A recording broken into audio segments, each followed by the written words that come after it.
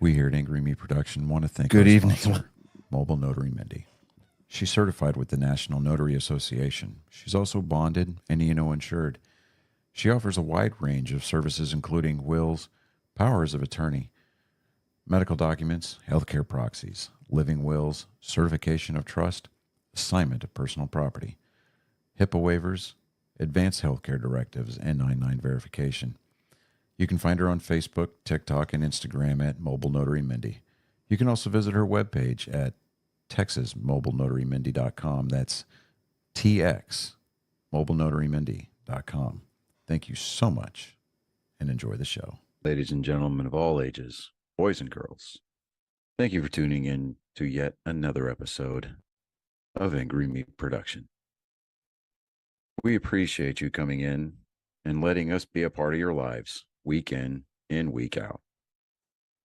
We hope to do our best to present you with something that your eardrums delight in. Whether you're looking at us on YouTube or Rumble, or listening to us on Spotify, Google, or Anchor, or any of the other podcast services that we are currently on or trying to get on, we thank you. And if you don't mind, at the end of every episode, stop by, leave us a comment, leave us a like. If it asks for 5 stars, we'll take 5 stars, even if you don't like us. 5 stars are what it's all about. With that being said, we hope you enjoy our attempt to make our advocation our vocation. Ladies and gentlemen, let the games begin.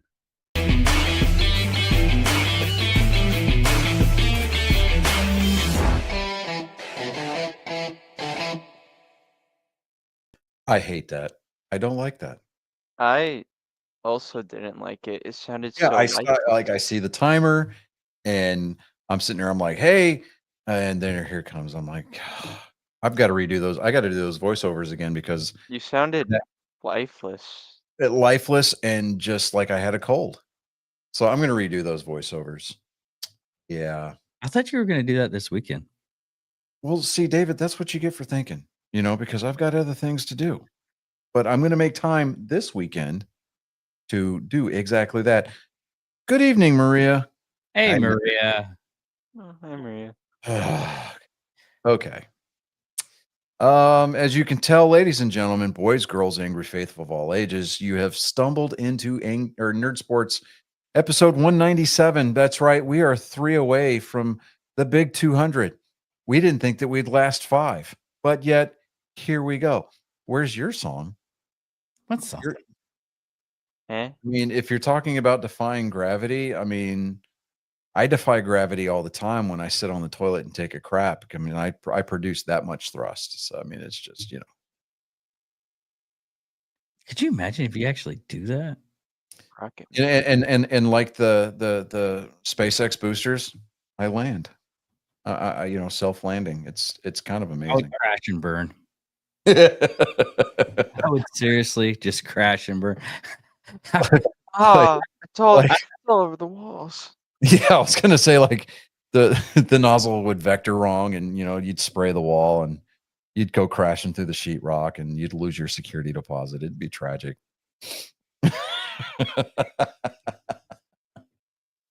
Oh, anyway, so let me see here. If you joined us on Friday night for our live episode of What the Hell, we had a very high viewer turnout, apparently, live and after the fact. Yeah, and then, we had people commenting based on 30-second sound bites that were obviously taken out of context, and because people of left-leaning persuasions tend to, jump the gun and speak without thinking, and I mean, we got some engagement. Don't get me wrong, love the engagement. Absolutely adore the engagement. But yeah. it was hilarious. Yeah. I don't even I'm like I tell you this only because I just keeping you in the loop, and it's hilarious. Some of the stuff that people put on there. Yeah, it's I'm for it. I'm for it. I'm for the chaos. yeah, bring it. Here. Right. So, some trade news in baseball. The Astros agreed to send. Whoa! What? What Oh, are you- you're right. You're right. You're right. You're right. You're right. God. Fucking slow your roll there. Fucking, geez, dude. I get that you're Slow your lactating roll. and everything. You're all hormonal and you're all over the place. I get No, it. no, no. You're All like, you gotta do is just do the whole ceasefire thing. That's all you gotta do. I'm paying attention. I'm looking right here at the screen. I see you. I got you, boo-boo. Ladies and gentlemen, I'm going to read the first legal notice of the evening. I jumped the gun. I advanced the show just a little bit too hard, too fast. Pulled out too far, and on the forward thrust, I hit the wrong hole. And for that, I apologize.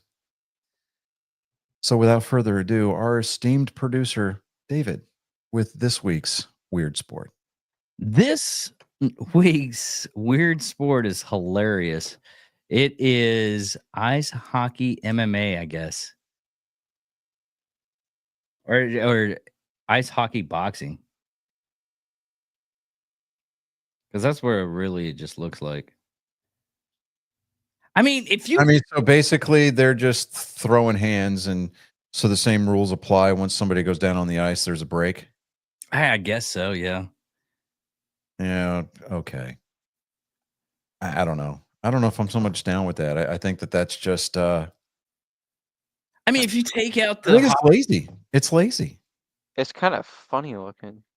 Well, it's no, it's not lazy, man. Yeah, basically, you're taking the fight part of hockey and just doing it that way.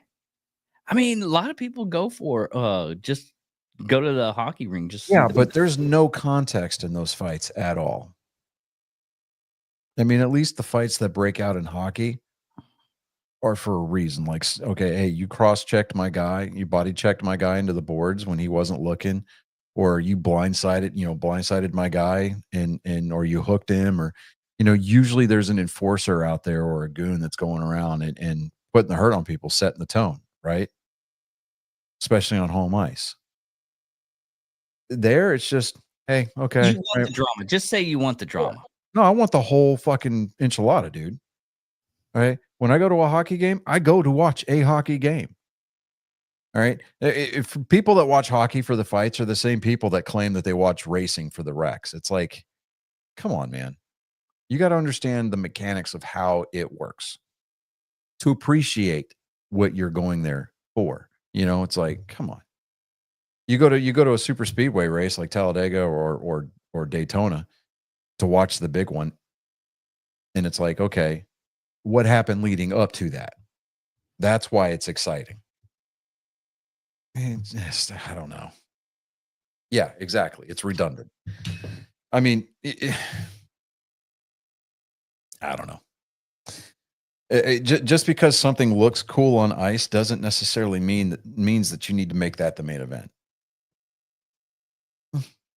I mean, we're going to call it Ice Wars. Like, I mean, what are these guys that couldn't make it in MMA and they just decided to slap on some ice skates and, here we're going to, no. To me, that's uninspired. You want to, I mean, if you want to create a sport that's unique and that's worthy of a title of a weird sport, use your brain for something besides keeping your ears apart.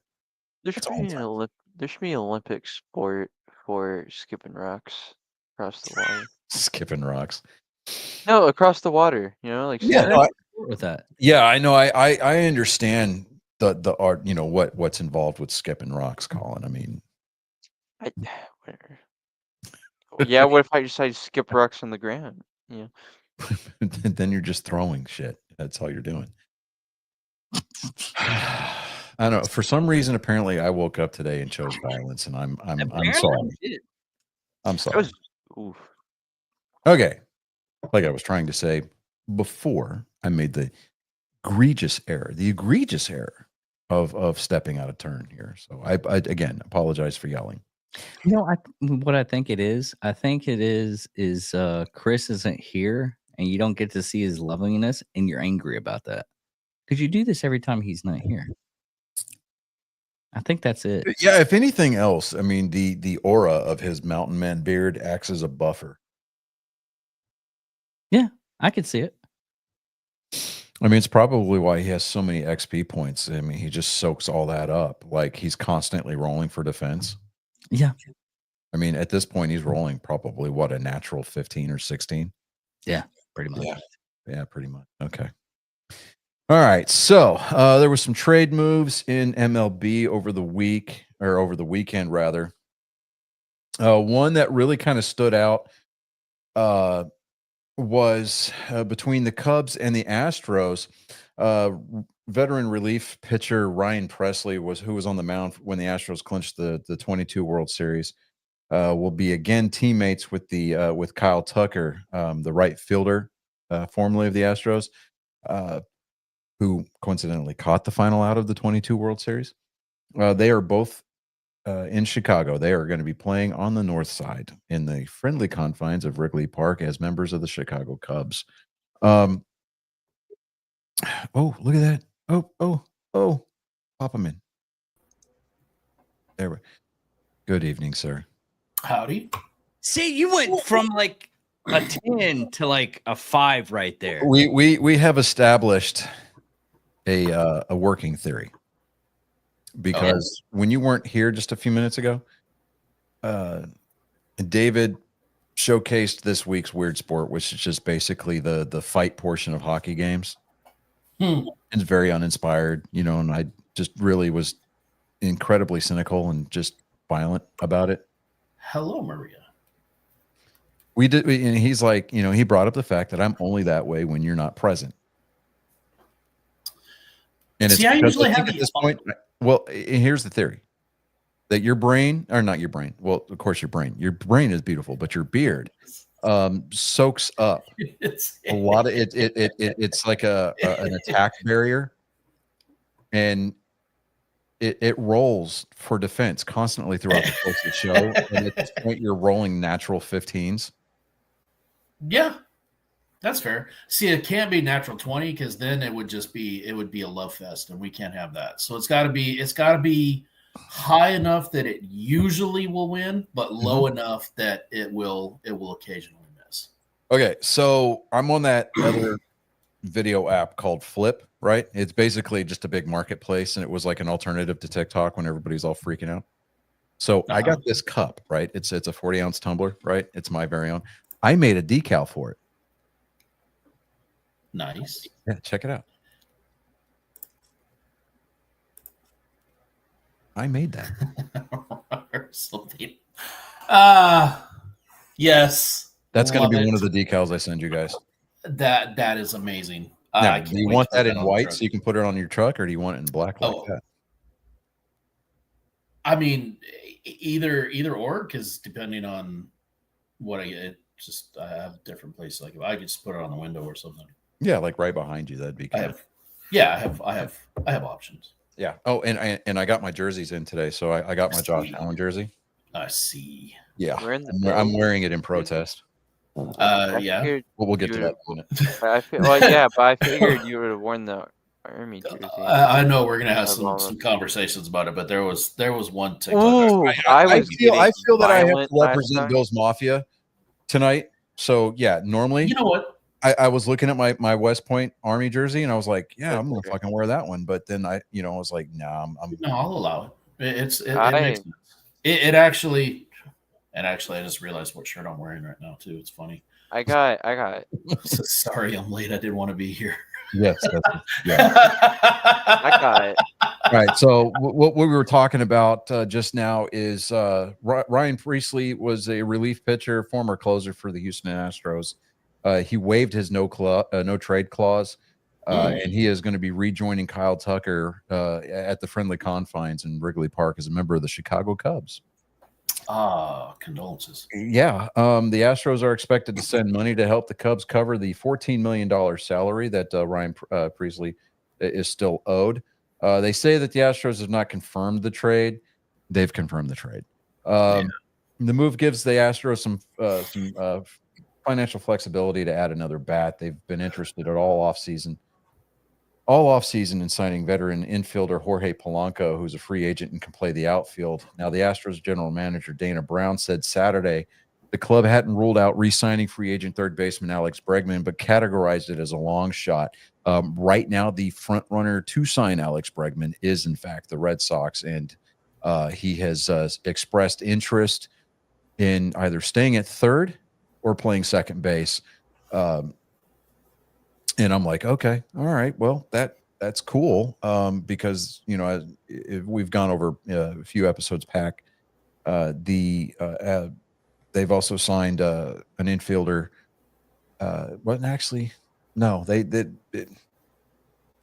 talking about their prospects moving up. But anyways, the Astros and the Cubs pulled off a blockbuster deal in December when Houston sent Kyle Tucker to the Cubs in exchange for 3 players: infielder Isaac Paredes, pitcher Hayden Winiski, and infield prospect Cam Smith, who's ranked 59th overall. Now, I love how they attach these numbers to these prospects, and they're like, "Oh, he's number 59, he's number 8, he's number 1."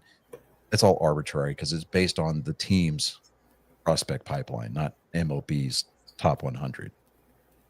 And even that's very arbitrary because you're looking at different aspects and different wants, needs, and desires as to what's going to fill for this club, what's going to fill for that club, and it's all really based on average. I look at those and I'm like, who cares? Like, show me Mr. Irrelevant on the prospect list, and I guarantee you that kid's going to make the Hall of Fame when he makes the show. Guarantee you. All right, so moving on. The departure of Pressly would have left the Astros without a key bullpen arm 2 weeks before spring training starts. But when the team signed veteran closer Josh Hader a year ago to a 5-year, $95 million deal, it teamed him with Pressly and Brian Abreu for what was expected to be a 1-2-3 punch. It was supposed to be the back end of the bullpen, but with Pressly gone, Abreu moves into the primary setup role with some uncertainty after that. So when asked Saturday about Pressly possibly being dealt, Hader said it would be a huge loss for us. What he brings for us on the field and in the clubhouse has been a big part of our bullpen. You can count on him 100% of the time, which is more than I could say for Josh Hader.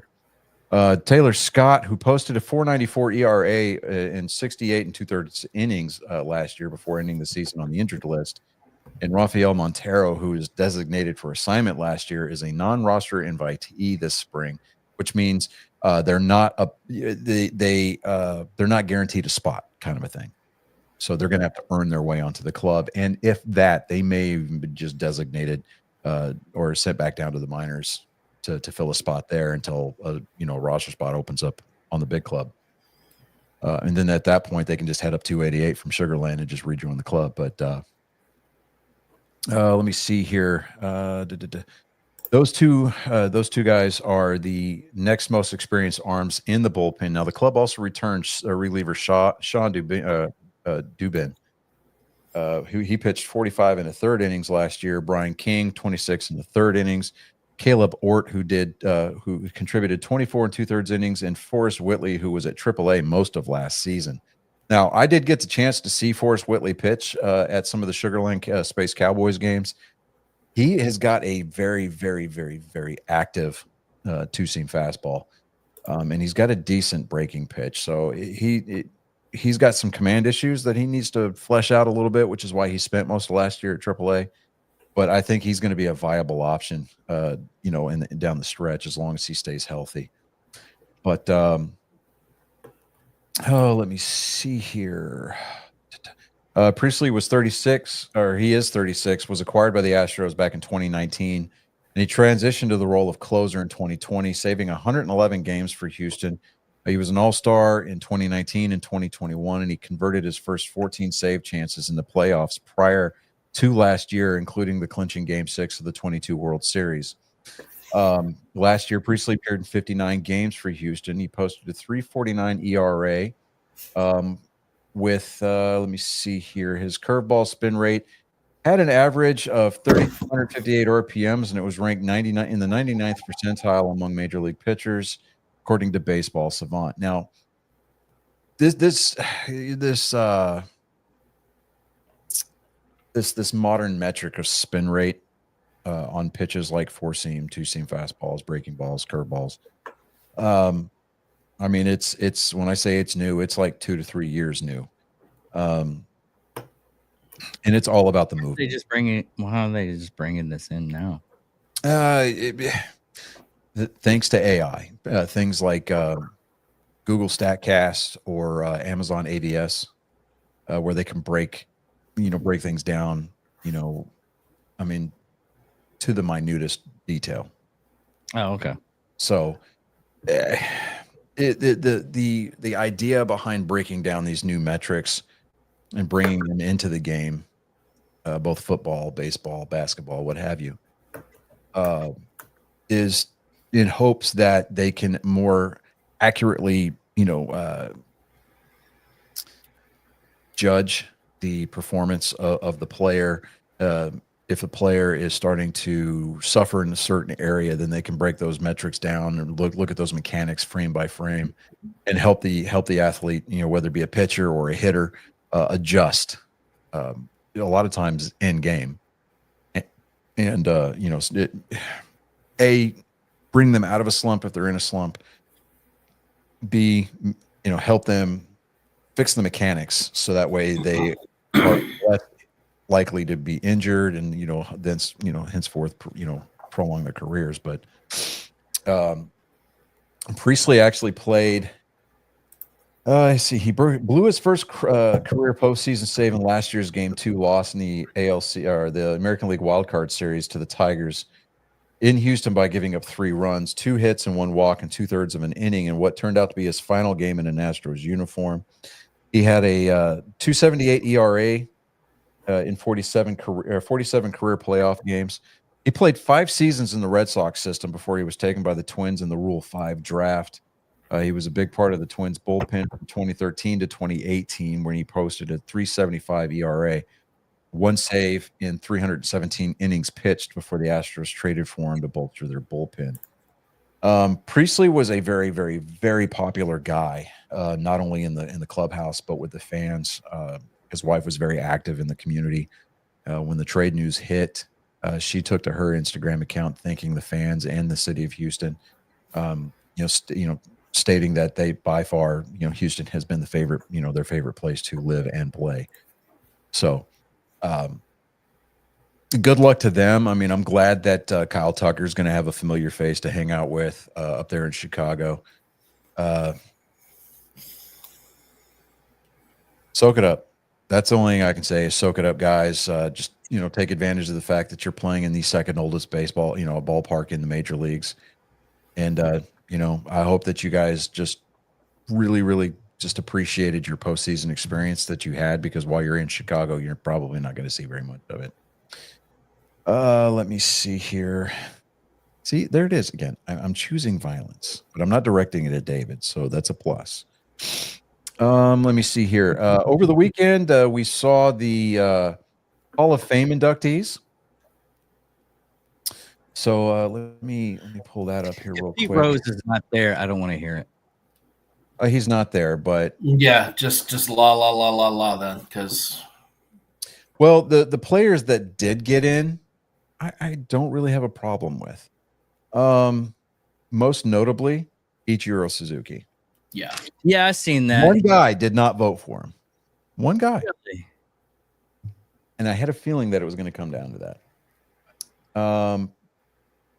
But let me see here. CC Sabathia, regardless as to whether or not he pitched in pinstripes, I mean, CC was a good pitcher before and after the weight loss. He was an amazing pitcher. One of the things he most notably did, he had to reach a certain amount of innings pitched to receive a $500,000 bonus one year. And it was his last appearance for the season, and he was like an inning and 2/3 away from hitting that mark to get that bonus. And one of the hitters on his team got plunked by the pitcher. CC took exception to that and willingly got himself ejected from the game an inning short of that $500,000 bonus because he was protecting his guys. That's crazy. Hey, you know what? I'll give him props all day long. That is the ultimate team player right there. Yeah. But CC Sabathia, Ichiro Suzuki, and crap, his name is right there. Wait a second here. Hold on.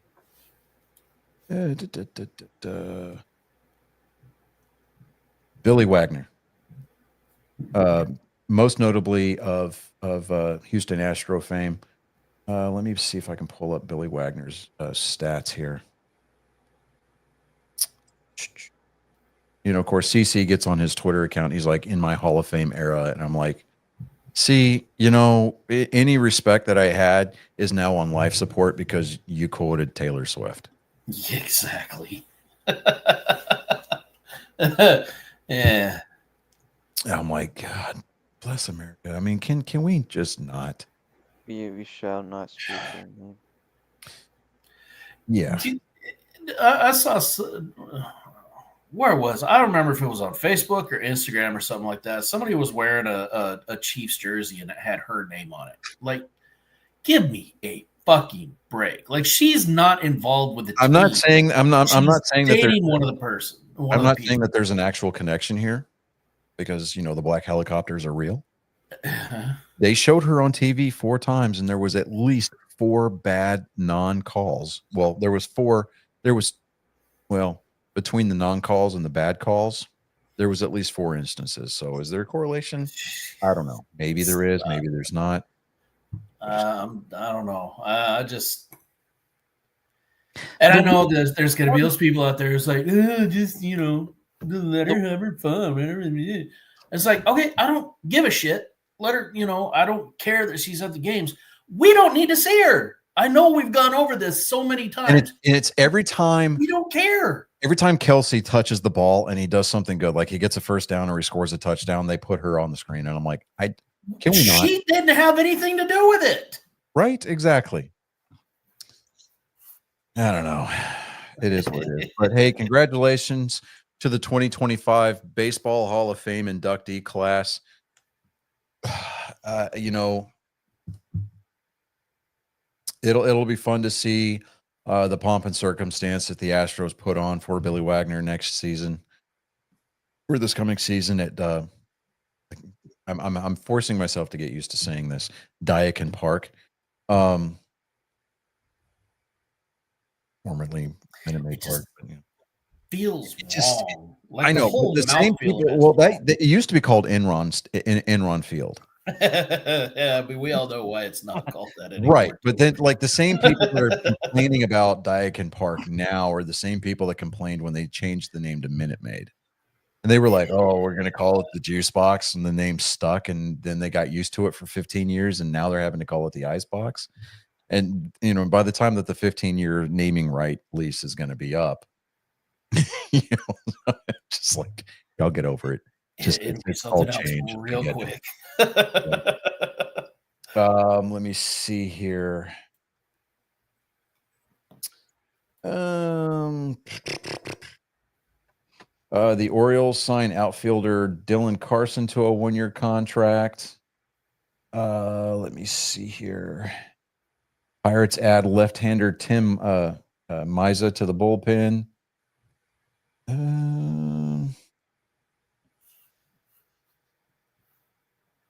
That's basically about it. We're not going to go over the top 100 prospects because nobody gives a shit. Oh, something semi-baseball related. It's more collectible related. You know how they've got these one-offs, these special edition inserts and baseball cards, right?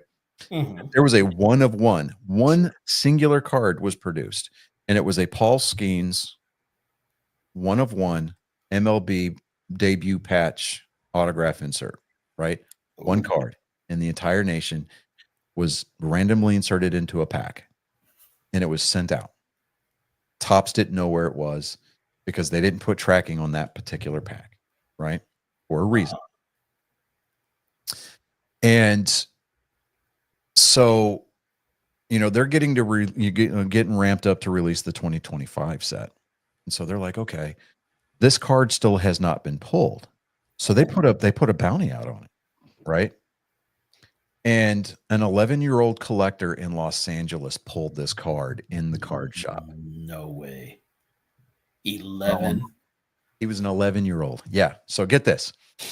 The Pittsburgh Pirates jumped in on this bandwagon and were like, look, we want this card. We want to get this card for Paul, and we want to sweeten the pot a little bit. So let me find that story here. Hold on just a second. 30 years of season tickets. David? Yes. 30 years of season tickets behind home plate at PNC Park for his family to attend Pirates games. Two signed Paul Skeens jerseys and a bunch of other merch, right? Yeah. Interesting. He told him no. He's like, no, I'm good. Right? He knows what he has. Yeah. Well, he decided, okay, well, I'm just going to put the card up for auction. Early projected figures for this card have already reached over $1 million. And it hasn't even officially hit the block yet. That is crazy. It is Imagine what How much? The latest projection that I've seen for this card is it's projected to go for 5-6 million. Oh, I can see that. So the auction house, the auction company that he's going to use is going to take their cut, obviously. And it's going to have to go into a trust because he's 11 years old. He's not legally able to have that amount of money. So it's going to go into a trust, i.e. this kid's not going to have to pay for college. Right? At least. I mean, his tuition and his, all books, all that shit's covered. So, I mean, unless he decides that he wants to join the military as a member, as a citizen of the state of Texas, in which case, after he gets out, he can use his Hazelwood Act and go for free. But, I mean, that's what I'm doing. Anyways. How much would the 30 years of those tickets would cost, though? Season tickets, no, I mean, it's not gonna, no. And on top of that, I mean, it's like, if the Pirates were going to pull or well, I don't know how much that, I mean, with the Honorable Donald John Trump in office and him trying to eliminate the IRS, I don't know if this kid would get dinged with a tax bill. I mean, because theoretically, anything that you receive over a certain dollar amount, it's considered taxable income. Yeah. Case in point, back when Derek Jeter hit his it was his 3,000th hit, I think it was. It was a home run, and a guy that he was there. He took his dad to the game. Like, he saved up to buy tickets for him and his dad, and he actually got the 3,000 hit ball. Oh, and the Yankees wanted it back, and they were like, "Well, we're going to give this to Derek." And he's like, "Yeah, okay, yeah. So let me get some stuff." So they got him some autographed balls, some bats, some autographed Jeter jerseys, and some cards and stuff like that. Totaling roughly about market value, we're looking at about, I want to say at the time it was like $12,000 or $13,000 worth of merch, right? With the added value of the autographs, right? Because all of it came with certificates of authenticity. Yeah. The New York Yankees reported it to the IRS. Bastards. That is the IRS sent this guy I'm failing to remember the numbers here off the top of my head. They sent him like an $8,000 tax bill. I believe it. And you tell me the Yankees couldn't fucking eat that? Oh, the Yankees were like, no, that's reportable income.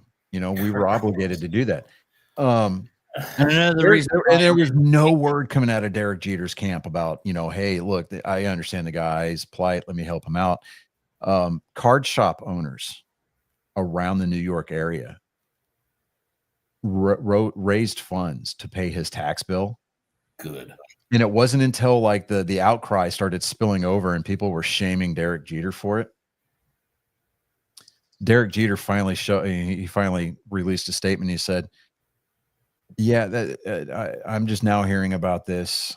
I'm going to pay the guy's tax bill, right? So like, we're like, man, come on, dude. Really? That's what it takes. Yeah, that's not a good look, bro. Come on. No, he knew. Yeah, he absolutely knew.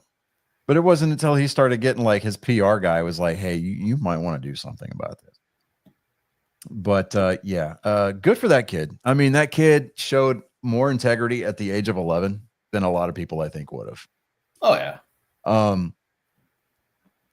It's like you know what you got, and just put it out there. I mean, is the card worth that much? Probably not. But the fact that it was autographed by the Rookie of the Year for the National League, it was a 1 of 1. And Paul Skeens himself said, I want this. And Paul Skeens' girlfriend, a social media influencer, even offered the kid an entire day just to hang out with her. And the kid was like, nah, I'm good. Yeah. Good on that kid. I mean, yes. He would have been the most popular kid in school, No, he would have. He would have. I mean, because this girl's got like millions of followers on Instagram and TikTok and all this good crap, right? Okay, but what's he gonna do with it? Seriously, you right. spend a day with her. What are you gonna do? Think about it from the mind, or from the point of view of an 11-year-old kid who is just now coming into the world of hormones, right? And I mean, he's thinking just freaking hot, right? But he was like, nah. I'm thinking. I'm thinking long term. That's how this kid. That's how this kid has his head on straight. Because it's like I can't spend. This kid's going to be the leader of the free world at one point. Oh hell yeah! Yeah, he's going to finance his campaign with the winnings. With the earnings. From the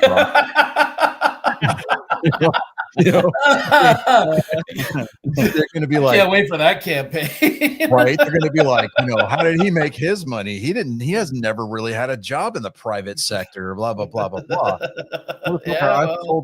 I sold the Paul Skeens 101. And they're going to be like, oh, you're him. He's him. Yeah, that's him right there. Yeah. You know what? I accept that. Right. Yeah. I mean, hey, as long as you run as a Republican and you're conservative, well, there you go. As long as you run as a conservative and you hold true to that, you got my vote, kid. There you go. Whatever. Let's go. Or even at this point, if Barron Trump tabs this kid as his running mate, just fucking go for it. Because there's no minimum age requirement for vice president. Is there? Or do you have to be at least 35 as in case? Yeah, because I know there's an age minimum age for president. Right. I think it's 35. But yeah, I mean, considering some people are quite literally a heartbeat away from the Oval Office. Yeah, it's 36. Okay, all right. See, well, there you go. We got some time. 20 years down the road, people are they're gonna look back and they're gonna, somebody's gonna dig up this show because we're talking about that kid, and they're gonna be like, "Look, these guys fucking called it." Like, you know what? We'll take those props, but in no way, shape, form, or fashion are we on the writer staff for The Simpsons. So I'm just kind of putting that out there. Not yet. I honestly, I'm not that good at math. It's gonna come to fruition. It's like, hey, you guessed it right. We found your show. Blah blah blah. And we're like, what? We're gonna call each other up one day. 20 years from now, we're gonna be like, you guys fucking remember saying that? Fuck no. Because this show's not gonna last 20 years. I mean, come on. It might. You never know. I mean, it's gonna be like Angry Me, the next generation, or some shit. There you go. We're gonna have some bald Frenchman at the helm. We're gonna have that one. We're gonna have the one dude with a beard that's getting all the ladies. That's what it is. And we're gonna have somebody with like 4 extra chromosomes, and they've got like the bumpy forehead, the fucked up grill. We're gonna be talking about today's a good day to die. That one's supposed to be me. Right. It's like the The lost Neanderthal. What? Nobody said anything about your daughter, dude. The Like, missing at all. link. No, I said that's supposed to be me. Oh, I thought you said Mia. I'm like, what? I haven't said anything for a kid, bro. Like, Damn, what? dude. That was kind Bro. of messed up, dude. I mean, I mean, if anything, I mean, David might reprise his role, but he'll be more like, Barkley, the character Barkley, the guy that played Hannibal, or not Hannibal. He was on the A-Team. I forget his fucking character's name. He was the driver. Shit. Oh, fuck. Yeah. See, Murdoch. Murdoch. There you Thank go. There you go. No, was it? Yeah, it was Murdoch. Okay. All right. All right. So let's get into this. Okay. Okay. I want to. Hold on, I got- Colin. Hold on. Checkfire. Yeah, you gotta learn how to interrupt a little bit better. So let's. Oh get wait, in. which game is this? We're talking about the first game first. Okay. So just Okay. calm down. What a concept. We're starting at the beginning. I mean, we started at the bottom. We're here now. So I mean, it had- Okay. Well, have you ever watched We Megamind? started at the bottom and worked our way down. You ever seen Megamind? Yes, we have seen Mega Man. Atrocity is my hometown. Okay. So, dude, if you search up Metro Man on Google, it says supervillain. What the I fuck? just want to make it clear that there is no Queen of England. Come on. Hit him with the hard Not time. anymore. That is technically true. It is Yes, true. Absolutely. Anyway, so the Washington Commanders, the 6th-seeded Washington Commanders, went to Philadelphia to play the number 2 seed Philadelphia Eagles. And we unanimous. Well, I'm not even pulling the picks up, but let me do that because due diligence, blah blah blah, Like- yakety schmackety. All right. I want to admit first and foremost that yes, that was absolutely an emotional pick. Yes. I admitted it at the time. I just want to reiterate. Yes, because I was the same way, and so was Trey. But David, Colin, you guys picked Philadelphia to win this one because you employed logic. Excuse me, you employed logic. Mhm. But this weekend of all weekends, we rejected your logic and we substituted it with a reality of our own. So I don't know. Yeah, that worked out for us. You know what? Rather well. Okay. I'll take it.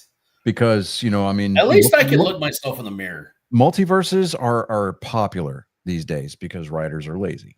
That's So true. in some alternate universe out there, the Commanders are advancing to the Super Bowl with a rookie quarterback. I'm just kind of putting that out there. But Jaden Daniels is going to be a bad man for a very long time. Dan Quinn, if he does not get Coach of the Year, then there is no justice in this world. Yeah. He took a very underperforming team that has been underperforming for a very long time, and he took the Washington franchise back to the NFC Championship game for the first time in over 30 years. Okay, that is that's saying something. Yeah. Okay, this was an NFC East championship game, basically. I mean, honestly, and the two top dogs in the division fought it out for the NFC crown, and it was an entertaining game to watch, and I saw a graphic earlier today. The Philadelphia Eagles on Sunday, was it Sunday? Sunday. Yesterday. Yeah. Had 7 rushing touchdowns in that game. That's more than the entirety of the season, or that's more rushing touchdowns than the Dallas Cowboys had all season. Yeah. Oh, Checks out. dude, the laydown of all the Cowboys' accomplishment and everything compared to what's been happening is fucking hilarious. Dude, I mean, Jaden Daniels has got 2 playoff wins. He's matched Dak Prescott. Just like, oh my God. I mean, it was brutal. And then Jerry Jones doing what he did over the weekend, which we'll get into in just a minute. Yeah. As soon as he said coach, I was like, oh yeah, all right. But the Eagles won that game 55-23. The turnovers were the way that these turnovers were being generated, right? It used to be like stripping the ball, putting your hat on the ball. I mean, no, defenses are now backyard brawlers. I mean, they are throwing haymakers, trying to dislodge, the rock, man. And it's kind of a beautiful thing to see. I mean, at first you kind of looking at it and you're like, man, that's a lowbrow move. But, I think what it does is it emphasizes the lack of premium that coaches put on ball handling here lately. Because, I mean, I don't know. When I played football for, the 2 or 3 years, well, actually the 3 years that I played it in school, ball handling was like day one stuff, day one of two-a-days. They had you run through that sled that had all the spring-loaded arms on it and everything like that. Yeah, I mean, at the same time they're teaching form tackling. Yes, like it's very, very basic football 101 stuff. Yeah, I mean, and you're seeing guys come up from behind and they're just punching. I mean, they're throwing haymakers. I mean, just balling up that fist and just throwing. Yep. And yeah, a lot of times it comes at the expense of a tackle, but when they connect with that ball, I mean, it's popping out. I mean, because these dudes, they're maxing out that punch machine at the arcade. I'm just putting that out. Yeah. But congratulations to the Philadelphia Eagles. I mean, they especially Saquon Barkley. I mean, he's going to be playing in the Super Bowl on his birthday. Oh, wow. Yeah. So, and I will guarantee you that the New York Giants are going to be making an appearance at the Super Bowl at Saquon's, in Saquon's suite, just because, the guys that played with him in New York are incredibly happy for him. I mean, that's one of the biggest reasons why New York finished the way that they did with the record that they did, was because a lot of these guys were like, look, you guys didn't want to put a focus on keeping a guy here. Instead, you wanted to let him go. I mean, thinking that you had it in the bag. How disconnected are you? I mean, that's, it's like one of the Giants players paid for a plane to fly over the stadium, begging the owner to put the dumpster fire out. I mean, come on. But, so the Eagles advanced to Super Bowl 59. And before anybody says anything, we're gonna yield the floor in order. Okay. The Bills against the Chiefs. They got violent last night. It did. I felt like punching my wall. I mean, I almost punched my wall. That's why I'm wearing my Josh Allen jersey tonight. I'm wearing it in out of protest to the NFL.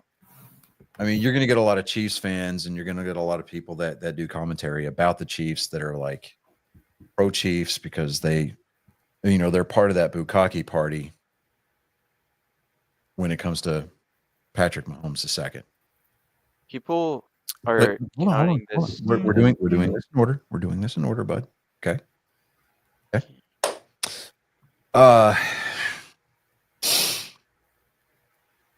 I saw a report today that the CEO of the Chiefs is now asking the NFL to ban Tom Brady from commenting or doing any analysis of the Chiefs, because he feels as though it's detrimental to the morale of the team, his players, the fan base, and the referees. Tom Brady, like Troy Aikman, I mean, it's bad and it's blatantly obvious when you have A-team announcers, analysts on these major networks that stream and broadcast games, calling out the refs and the officiating of the Chiefs games. You had Troy Aikman and Joe Buck, of all people, doing it during the divisional round when the Chiefs played the Texans. Tom Brady didn't even call the Chiefs game because it was on CBS, and Tom Brady does games for Fox. But Tom Brady made comments about the way that the officiating crews favor the Kansas City Chiefs. You know, and the NFL and the NFL competition committee and the officiating committee can come out all day long until they're blue in the face and talk about how these games are called fairly. I did notice that there was a lack of roughing the passer calls against Patrick Mahomes last night during the game against the Bills, and I think that is because of the heightened national scrutiny. I mean, if anything else, people wanted to tune in to watch the Chiefs lose, because if the game had been called fairly, there was a punt return where there was at least 5 holding calls against the Chiefs that were not called. The reception at the 2-yard line that was at first an interception, and then upon further review, every angle of replay showed the ball hitting the ground and should have been called an incomplete pass, was called a reception for the Chiefs by the officiating crew, which set up a touchdown.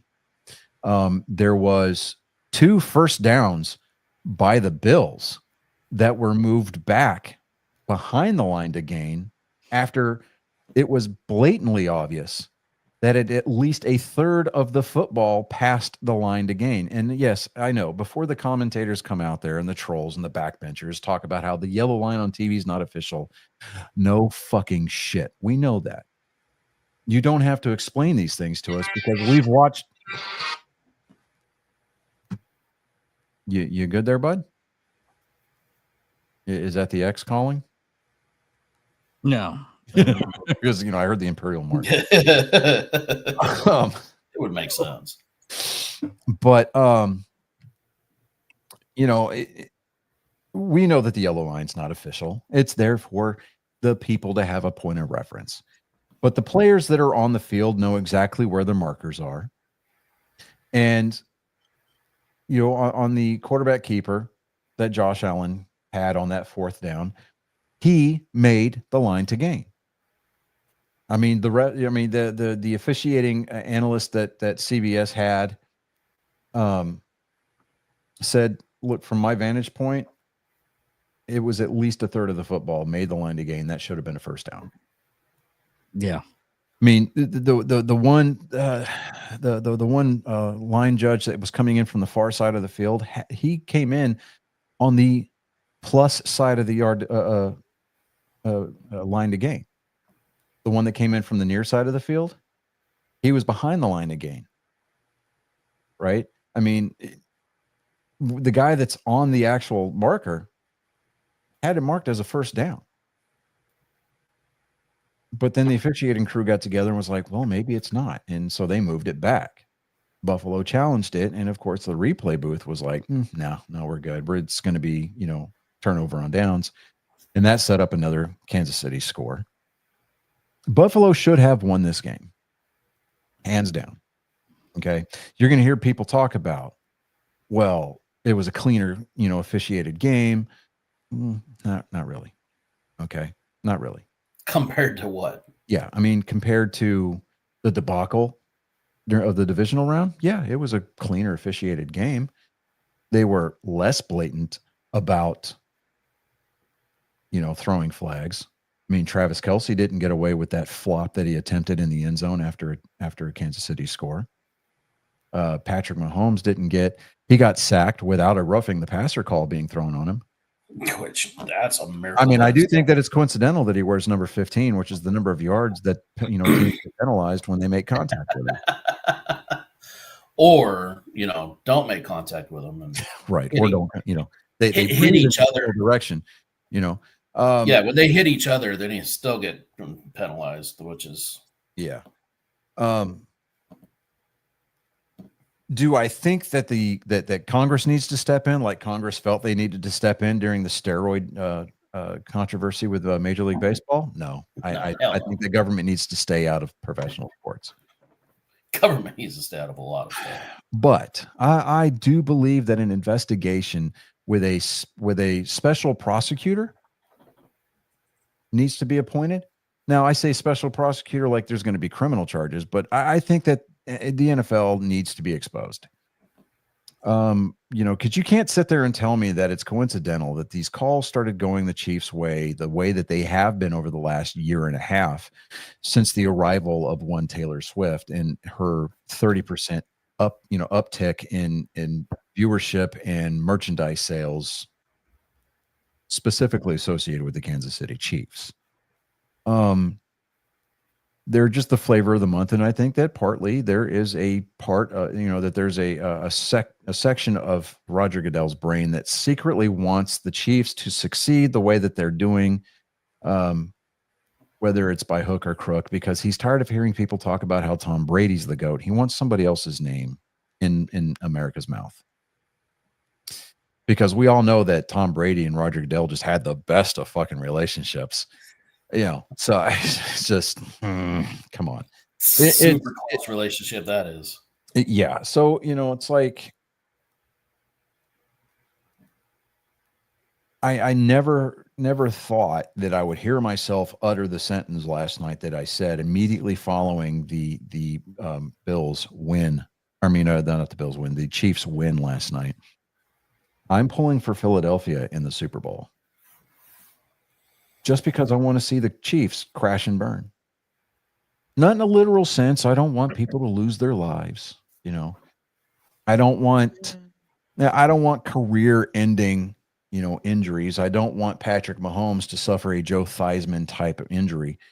Joe Theismann, for those of you who don't know, was a quarterback that played for the Washington Redskins. He broke his leg live on national television, and his femur stuck out of his thigh. You're welcome.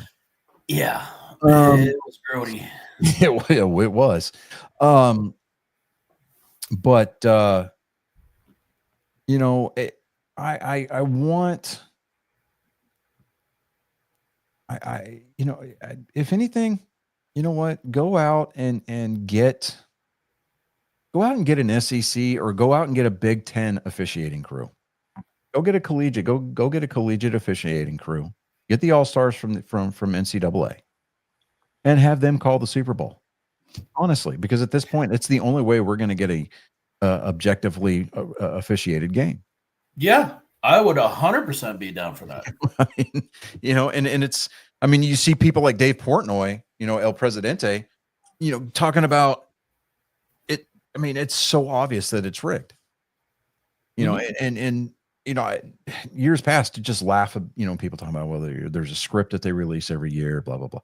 But with the way that the Kansas City Chiefs have been getting these calls all year long, last night's game was the first game that they've played all season long where they scored more than 30 points.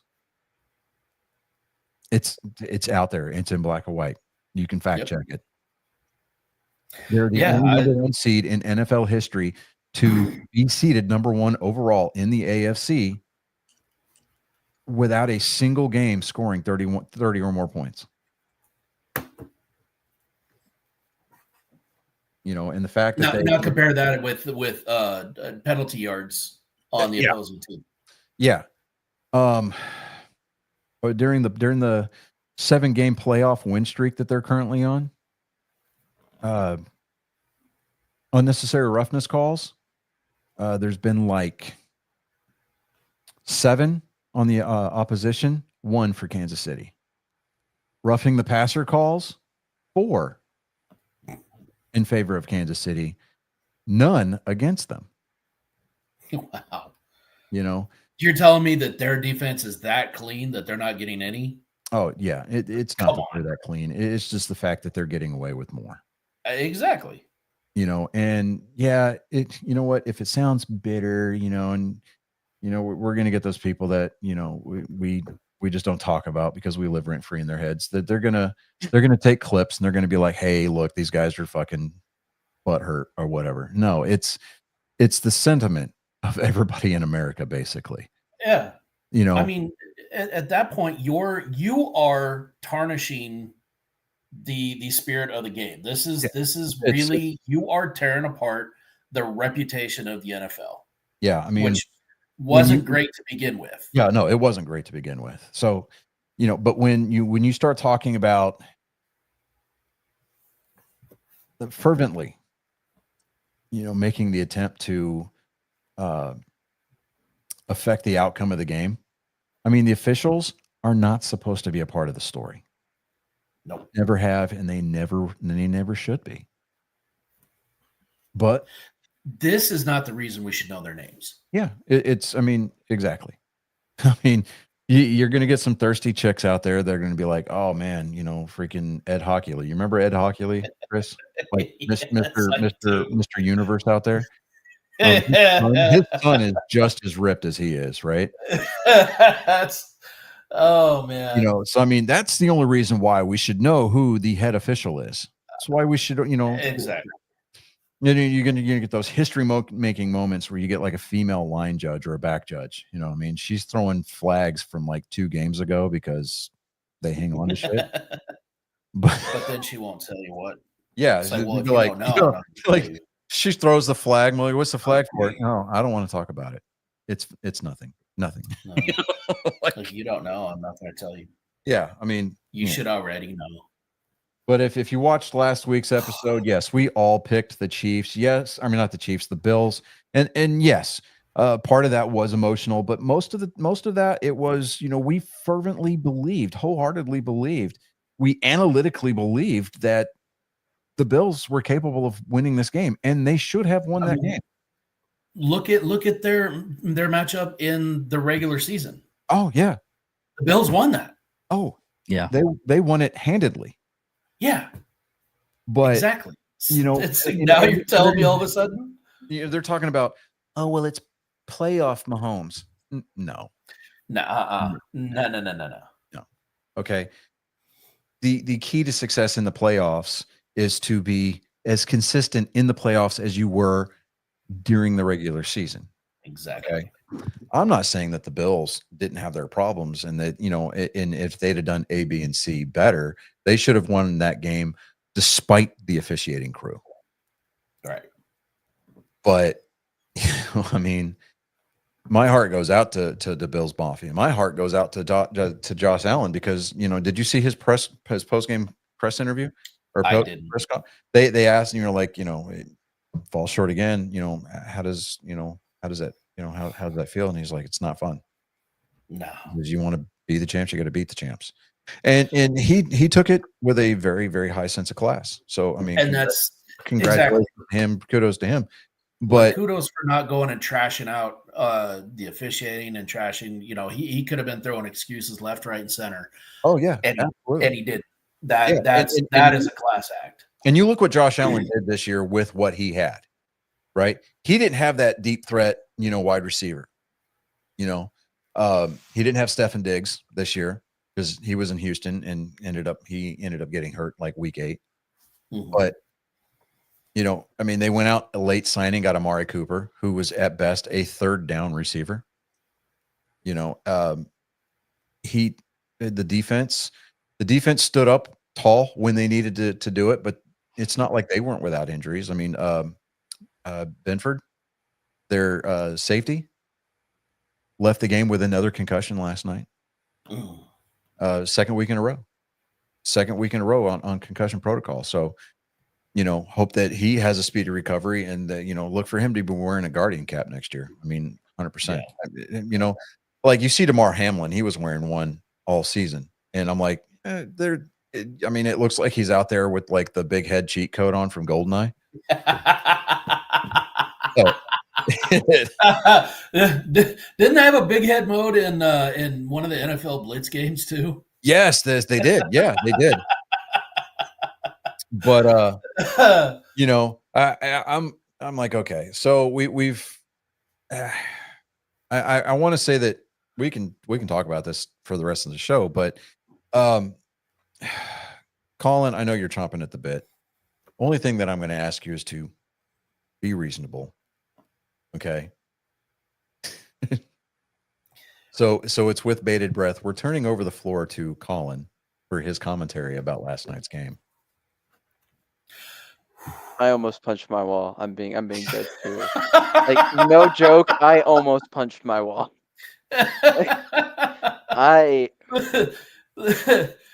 Listen, I get it. The surge of violence that kept building after every second that this game was over was insane. I called Darius and I informed him of the news that the Chiefs have struck again. And every time and as the call progressively, like as it progressed on, I found myself getting angrier and more violent. It's And the it's, urge- I'm it's not real like quick. So before I do this on camera, you know those boom boom sticks that you hear about all the time? I Yeah. found some today. Oh my god, these things are fucking are awesome. those smelling salt things? They're not smelling salt. It's basically essential oils. Like they stuck a tampon in here, right? And they infuse it with like essential oils. Like this one's got menthol, wintergreen, eucalyptus, peppermint, command oil, petitgrain, and spearmint oil in it, right? Whoa. I mean, it's not going to jerk your head back like the ammonia smelling salts. Yeah. But dude, this thing opens you up. And I'm just like, I've been hitting this all afternoon since I bought it at Walgreens. And I'm like, oh, for a 2-pack for $15. I'm like, go online to Amazon. You get like a 4-pack for $22, $23, something like that. Totally worth it. I'm just sitting there going, I'm like, I don't want you guys thinking I was hitting like I'm doing a bump on the air. You know, I'm like, So I want to with what listening to Colin go off on this. You remember that part, and it's towards the end with of Breaking Bad, and Jesse Pinkman is there, and he's that they can't you can't keep getting away with this. Yeah, no, That yeah, is I saw- exactly what I'm picturing. Most of America is in relation to the Chiefs. Now, I'm going to be realistic. Taylor Swift with her horror dark magic cannot be inflicted by any outer means of any intervention.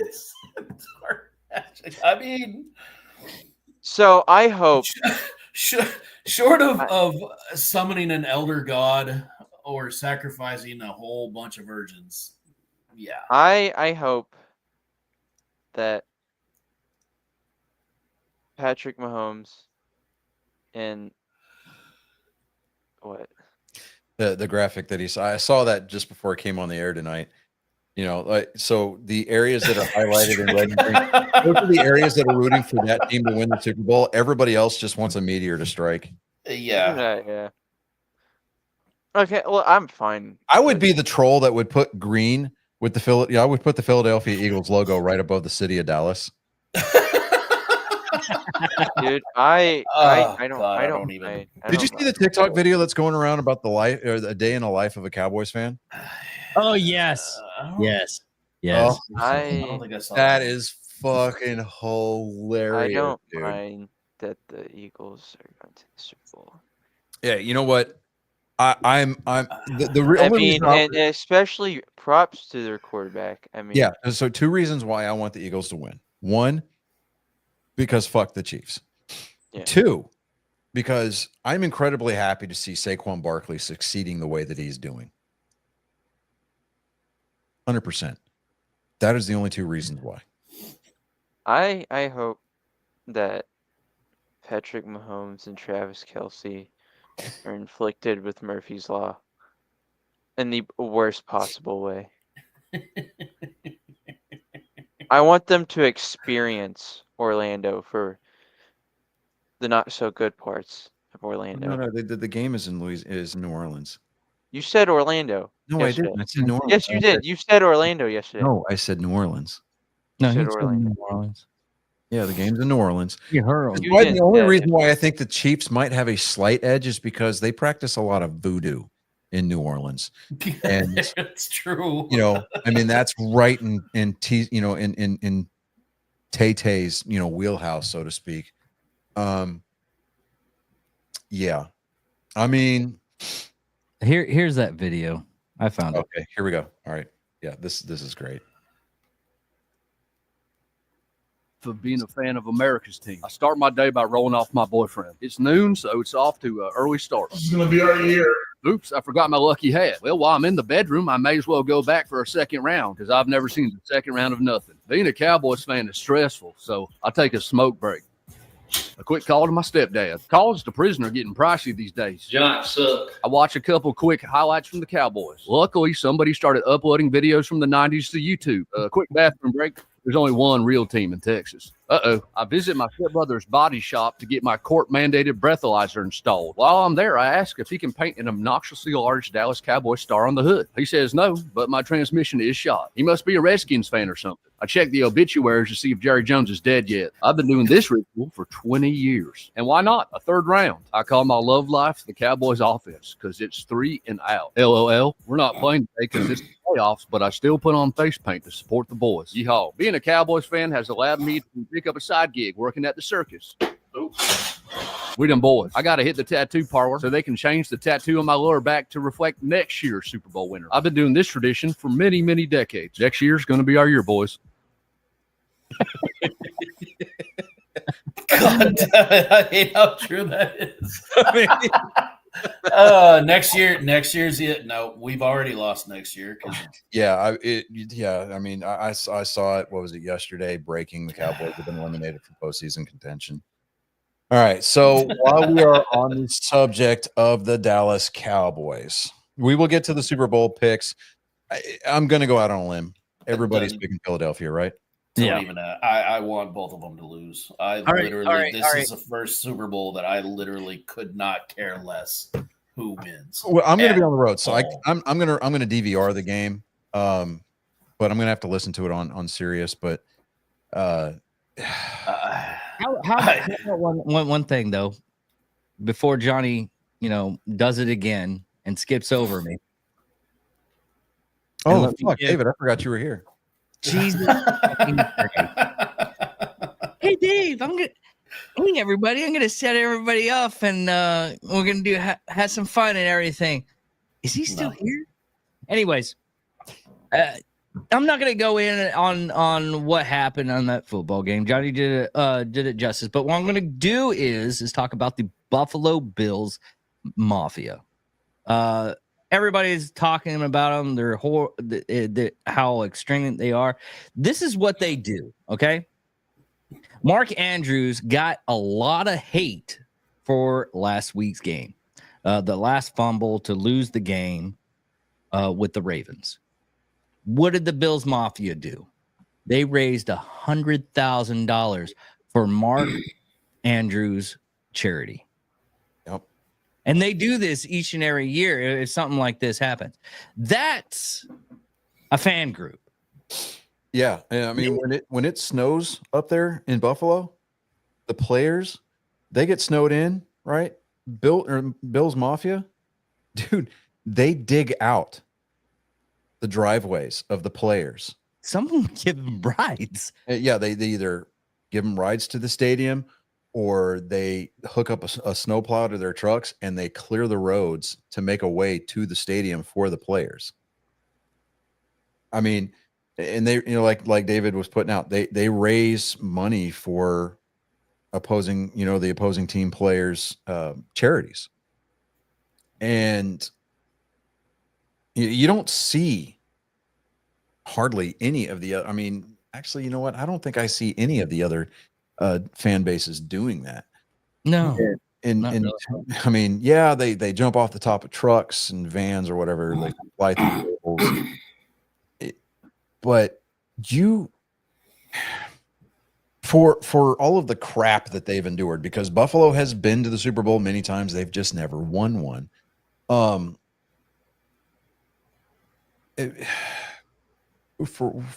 the heartache that this fan base has endured, man, they have got the biggest hearts, that I've seen around the NFL. And honestly, if they were to give out the Walter Payton Award for fan bases, I mean, the Bills Mafia would be on a hot streak.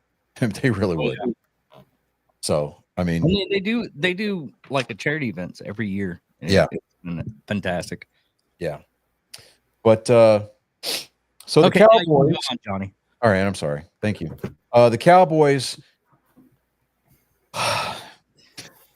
The Cowboys find a way to make themselves irrelevantly relevant. They're even during the playoffs that they're not participating in. Jerry Jones, if he's not making an appearance on Landman, which, hey, who knew that the old man could act? They've named their next head coach, and they hired internally.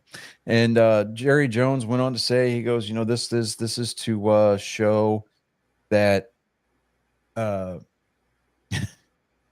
I'll get to that. So the byline on NFL.com is Nick Shook. The Cowboys have named their next head coach in Brian Schottenheimer. Their decision and how they arrived at it will continue to be dissected for weeks. However, as far as Cowboys owner Jerry Jones is concerned, his experience was enough to guide him down the hall to Schottenheimer, a coach he's known well during the latter's time serving under former Dallas head coach Mike McCarthy. I know that Schotty is no stranger to these guys, Jones explained during Schottenheimer's introductory news conference Monday. I know he's no stranger to this building. I get my proverbial ass kicked over needing people in my comfort zone. Without this thing being about me in any way, if you don't, I can't operate out of my comfort zone, you're so wrong. It's unbelievable. This is as big a risk as you can take. As big a risk as you can take. No head coaching experience. Jones assumed a bit of defensive stance Monday when asked why he chose Schottenheimer, the son of late Marty Schottenheimer, as his replacement for McCarthy, pointing to his decades of time spent as Cowboys owner for credibility before delving into what made Schottenheimer a creditable or qualified candidate. I have a good background in the makeup of what a coach is, Jones said in a lengthy response. To think that you can make a decision in an interview, and if you didn't and had never communicated or had a visit, I wouldn't dare have an interview unless I talked to many people that knew that person and had those kinds of life experiences, knew their story. He goes on to say, we know what osmosis is, and we know what Schotty grew up around. Frankly, from the standpoint of Schotty, those crosshairs crossed. Schotty might have never been in our mirror, our view, had he not joined us to be with Mike as a consultant 3 years ago. I've sat in a handful of meetings with Schotty. I've listened. I've watched him. I've watched him have difference to his head coach. I've watched him have difference to experienced guys like defensive coordinator Mike Zimmer. I've watched him bite his lip sometimes when he didn't necessarily agree with that direction, but he bit his lip, as his daddy would have told him to bite. Are you serious? Do I need to Jerry Jones is praising somebody for disagreeing? Yeah. That is not who he wants. I mean, he wants a yes man. This encapsulates Jerry Jones right here. He's like, this isn't about me. This is about me stepping out of my comfort zone. Yeah, but it's not about me. Well, you just fucking made it about you. Yeah, it's the entire thing is always about you, Jerry. And the idea that he was gonna, people were talking about, well, he's gonna be looking at Deion Sanders. I'm like, well, that was a bad fucking idea. Yeah. I'm sorry. I knew that wasn't going to happen. Well, yeah. I mean, because let's face it, Jerry Jones is not going to spend money unless Jerry Jones absolutely thinks it's going to garner him another ring so that way he can make it about him. Hey, look what I did. No, you didn't do shit, Jerry. Yeah. I'm sorry. Exactly. Okay. So here's the deal. Biggest reason why Primetime was not going to be the head coach of the Dallas Cowboys? He has an ego? Well, not the ego. Because it would have cost him $10 million to buy out his contract from the University of Colorado. Oh, yeah, that's right. It was a $10 million contract buyout. Jerry Jones isn't going to put that money up. No, absolutely not. Because I think deep down, Jerry Jones knows that he does not have the player personnel to win a ring. Doesn't matter who you bring in as a coach. You could have brought in Bill Belichick. You could have brought in Nick Saban. And with the players that you're putting out on that field, with the product Dallas Cowboys have been putting out on that field, are not going to win a ring, regardless as to who the coach is. Nope. Okay. The only way, and I think the only way, now that's not fair. I'm not gonna throw Dak completely under the bus because the defense has got a lot of room to improve. The defense, they're gonna have to go shopping because you're not gonna improve your defense that drastically through the draft. But Dak Prescott is not going to get that job done as QB1. He's not gonna. He's just not. He's not going to do it. Oh, I got some breaking news. They got footage of the Kansas City Chiefs locker room ritual. Yeah, I think I know where you're going with this. Yep. Yeah. Makes sense. It checks out. It tracks. Yeah. But the Dallas Cowboys, sorry, they're probably about another 5-6 years away from getting past getting to the divisional round. And that's, by either getting the number 1 overall seed, which we know is not going to happen, or getting getting a playoff weekend win. Probably not very likely. I mean, you're playing in arguably one of the hardest divisions in football.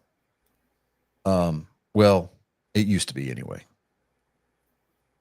Now, do we have those advanced degrees in, football IQ to right the ship? No, we don't. We're rank amateurs at best. But it starts to get, it's become incredibly and increasingly harder every year, every week, actually. Even when the team wins. If you spend 5 minutes listening to Dallas Sports Talk Radio after a Cowboys game, it's brutal. It really is. It's brutal. Dallas is probably one of the harder markets in the NFL to play in. You could almost equate it to playing in New York in any sport because of the media market. The fan base is incredibly knowledgeable.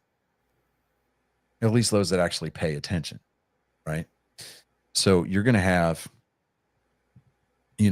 Susie J. Rottencrotch and you're going to have John Q. Public calling in on Monday morning talking about they should have done this, they should have done that. Why are we still, punting the ball? What's happening with our offensive line?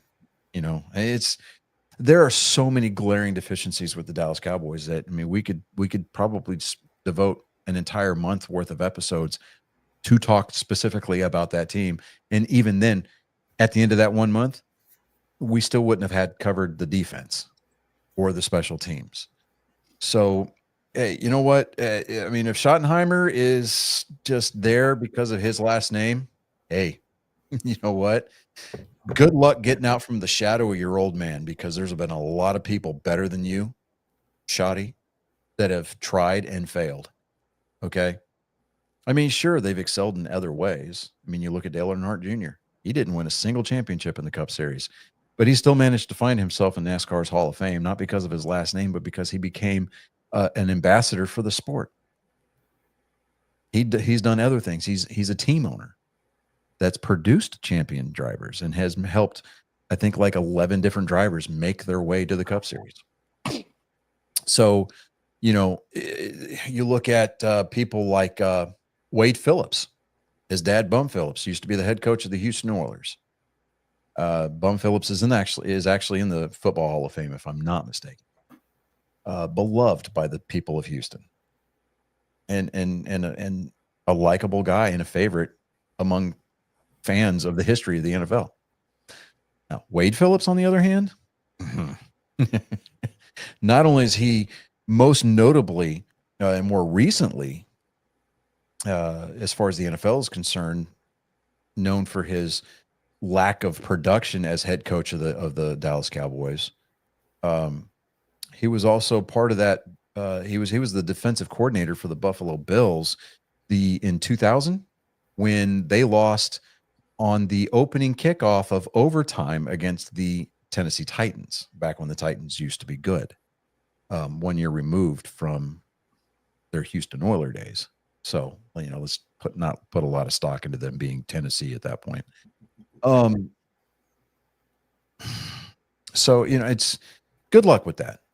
I mean, really, good luck with that because, while your dad may have done great things as a head coach himself, you're not your dad. Because if there was pedigree, I mean, there is pedigree. I mean, we're looking at racehorses and things like that. Yeah, there's pedigree there. But as far, I mean, an athletic ability, there's pedigree there. But your football IQ, I mean, just because you're smart enough to know, hey, this isn't going to work, you have to have a backbone. To be successful in the NFL, you need to be able to stand up for yourself and what you think is right for the direction of the team that you're coaching. And doing that under the watchful guise of the crypt keeper himself. You're not going to get that done because the second you speak up, he's going to fire you. This outside my comfort zone, I'm just looking for a guy, blah, blah, blah. It's all smoke and mirrors. I mean, to say that P.T. Barnum was the greatest showman fails in comparison and falls short of that actual definition when you look at Jerry Jones himself. Jerry Jones and it's all about me. I want to talk about me. I want to talk about I want to talk about, my, me, my, oh, my, right? I mean, that whole Toby Keith song, that's Jerry Jones's life. So, hey, good luck there. I mean, if you can, if the Cowboys can win more than 6 games next season, we'll chalk that up as a successful, rookie campaign. Wild ass luck. Mm-hmm. Yeah. But then let me see here. The Houston Texans fired Slowek, their offensive coordinator, last week also. So there's going to be a new offensive look for the Houston Texans going into next year. I hope that they put an emphasis on the offensive line. It's awareness of what not to do as far as lining up in illegal formations. I hope that they put an emphasis on blocking, not only for their quarterback, but for their running backs as well. You've got 2 very good running backs that could be capable of, being on par with some of the premier running back duos, i.e. Sonic and Knuckles of the Detroit Lions. I mean, you got Joe Mixon and his backup. I mean, those guys, they were putting up some big numbers when they had the running space, when they had those lanes getting established, and they were able to get past the initial block on the line of, once they break through the line of scrimmage and get into this, they're able to get into that secondary. Yeah. They were making some big boy runs, so being able to see people like Joe Mixon have successful rushing campaigns or rushing seasons, putting up the runs that he was doing. I mean, there were several different plays where Joe Mixon was carrying the entirety of the defense on his back for an additional 5-6 yards after point of contact. There's no reason for him to have to do that, because all that does is just lessen his longevity. You're shortening his shelf life. Don't do that. We got to be better. We got to be better up front in the trenches. You have to win that battle on the line of scrimmage every time. So I think if there was one deficiency, I think that I could put on the Houston Texans over the course of their season this year, I think is that, the offensive line was one of the bigger deficiencies. Yes, they had injuries on defense, specifically in their secondary, their corners and their safeties. That was not helping. Losing big names, big wide receivers, Tank Odell, Stefon Diggs, both to knee injuries. That wasn't helping. Yes, CJ Stroud was throwing his fair share of interceptions over the course of the year, especially down the stretch. But that is because he was getting pressured and he wasn't, the pocket was collapsing. He was not getting time to go through his progressions. Yes, he needs to get rid of the ball quicker, but he's not being afforded the time to even, make his first and second checkdowns. I mean, he's either having to eat the sack or he's having to scramble for his life, and the ball is getting knocked loose, or he's making errant throws that most quarterbacks with a better, with more time aren't making.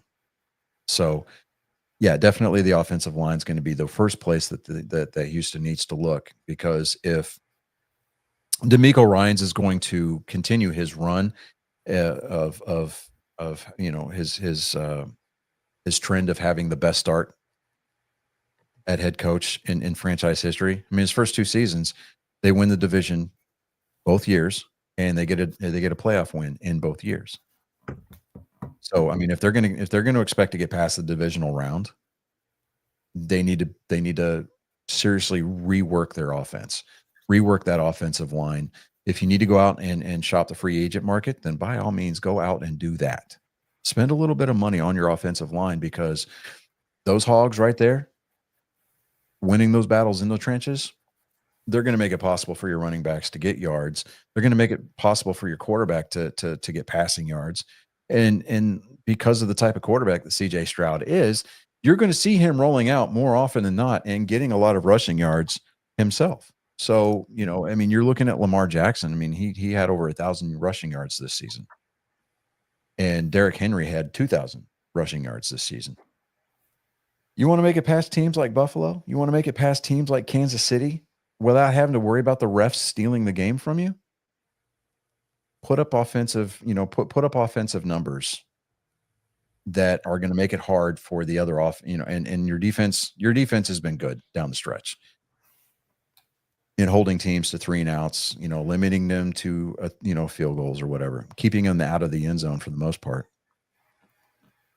But yeah, you want to have a chance to actually win games and be seeded higher than 4th. Go out and fix your offensive line. Give your quarterback time to throw the ball, and keep your receivers healthy, 100%. Anyways, digressing. What do we got next? Ben Johnson switched from the Detroit Lions of offensive coordinators to head coaching for the Chicago Bears. Oh yeah, Ben Johnson. Yeah. He was their offensive coordinator. Yeah, I think that's a kind of a win in the retrospective of. I mean, they lost him, lost to the Chicago Bears, but he's moving up. Yeah, I mean, it's definitely a loss for Detroit. But here's the thing: their assistant offensive coordinator knows the system. 100% knows that system. He's going to add his own little flair to it, unless they go out and they hire externally. Fine, great. They've got the option to do that. But Dan Campbell, he's got that team bought into a system. And he is going. I mean, Dan Campbell at the very least is going to be a man on a mission next season. He's going to be that guy that's going to be, you know, having his team run through a brick wall to try and finish the business that they started 2 years ago. Oh yeah. 2 years ago. This is 2008 when they had to start at this. Well, I'm talking about as far as like seeing the tangible. Well, David, as far as the tangible results are concerned, I mean, yes, they hired him. They hired him a few years ago, and he's been working. I mean, you have to. I mean, you look at professional sports teams with the free agency and with the parity that's out there in the leagues as a whole. It's very hard to rebuild a team and do it quickly, unless you go out and spend the money and hit that salary cap to win now. I mean, it's instant it's an instant payoff, but there's no long-term effects. Oh yeah, absolutely. But the way that Detroit, they're the most losing season because it was 0-16. Yeah, I mean they were 0-16, and they were bad for a very long time. But I mean, we made fun of them for a while, and then we started looking at them. And yeah, well, I mean, I started bringing that to everybody's attention too. So I'm like, okay, but the way that Dan Campbell has got that team running now, I mean, yeah, I mean, with the season that they had, with the number 1 seed for the first time in franchise history, yada yada yada.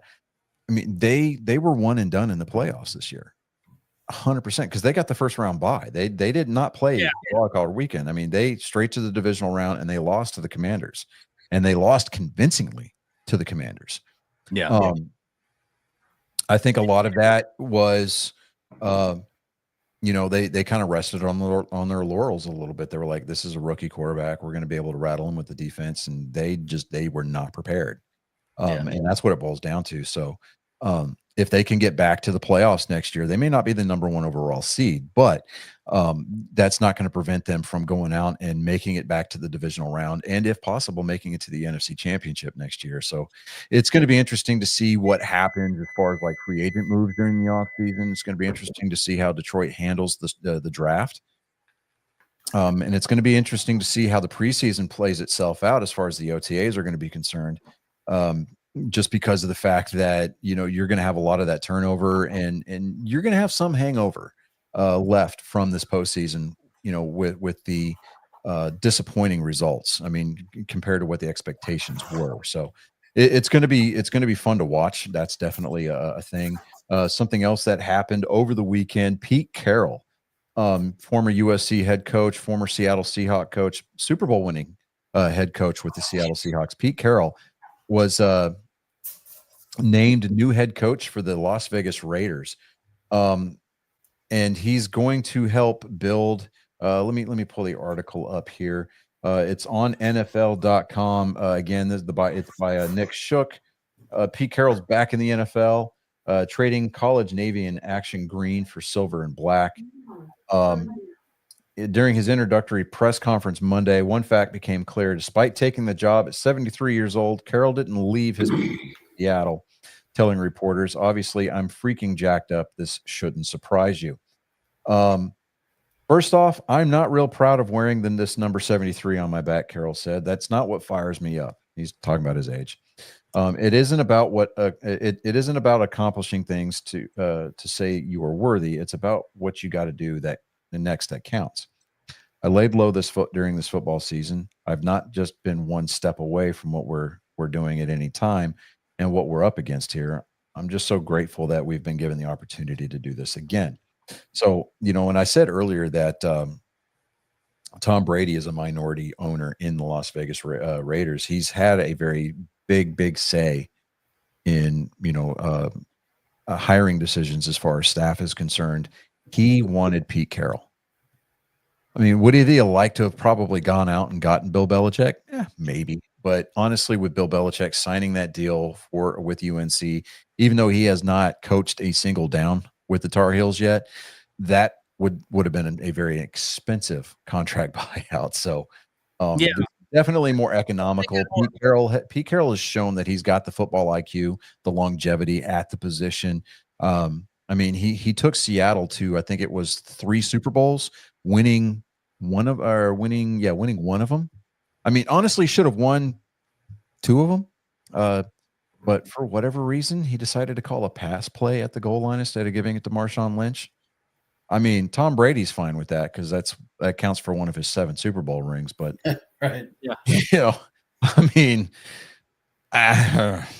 we won't get into that because I'm sure we've got some people that eventually do listen to us in the Seattle area, and they don't like talking about that particular Super Bowl any more than Red Sox fans like talking about the 86 World Series or Rangers fans talking about the 2011. No, the 2012 World Series. So let's not. That's one thing I don't get is the basic fact of he's already signed a contract and people rumor on stupidity. They're like, oh, he might be up for grabs. Bill Belichick, you're grabbing. You're seriously grabbing. No, it's not necessarily grabbing because with the NCAA giving head coaches the opportunity to go elsewhere in the middle of a contract, all you got to do is buy them out. What that does, I mean, that was put into place, yes, so the head coaches can kind of go where they want at will. But it also protects the investment by those universities. So that, for me, that was a good move. I just think that financially speaking, with Las Vegas, even though it's Las Vegas, being what it is, and the GDP that Las Vegas alone produces for the state of Nevada, I think that financially speaking, this was probably one of the best moves that we're going to see during the offseason and going into next year. So I look for the Raiders to be more competitive next year, if anything else, just simply because of the fact that Pete Carroll is there calling the shots. So, I mean, are they going to be A winning team, yes, they're going to have a winning record next year. I'm going to go ahead and put my marker out now that I'm going to say that the Raiders are next year. They're probably going to have, I'm going to say 9. They're going to finish the season 9-8. They'll have a winning season. They'll probably qualify for the playoffs as a wild card, but they won't get past wild card weekend. I could see that. I think it's going to take a little bit longer for that team to actually fully get into the worst. Yes, but the talent that the Raiders have now currently, they don't have a team really. What you probably view as a team is you're looking at, okay, you've got a couple of marquee players here, and here. They're all named captain. They're where they wear the C patch because they were voted in by the players on the team. I'm talking about the core nucleus, right? You've got a couple of really good players that may not necessarily be household names, but the Raiders never really were known for household names to begin with. I mean, you're going to have the LA Raiders. Did they take all the players from the LA Raiders and bring them back to the Las Vegas? Well, yeah, when they moved the team, the players moved with them. It's okay. They have contracts with that organization. The organization as a whole moved. So, when the Davis family pulled up stakes, Davis family pulled up stakes and they moved to Las Vegas. Yeah. Okay. They've been in Las Vegas for the last couple of years. Okay. And they've got one of the nicer stadiums in Allegiant Field, right? Of the league. I mean, just because of just because of the technology, the audio visual there alone. I mean, come on, it's Las Vegas. Let's go, right? So, I mean, they were able to put on a really good Super Bowl presentation last year, so they've got a good field. But as far as the team is concerned, they've got people in place that they can build around. They're probably a couple of free agent signings and some very wise, like maybe 3 wise draft picks away from being competitive in the AFC. West. I think 5 more good players and they should be good. Like I said, a couple of good free agents. Right. We're using the same math. You're just using Common Core to get to the same solution. Yeah. Okay. But I'm looking for more or less 5 good players for offense. Their defense is actually pretty decent.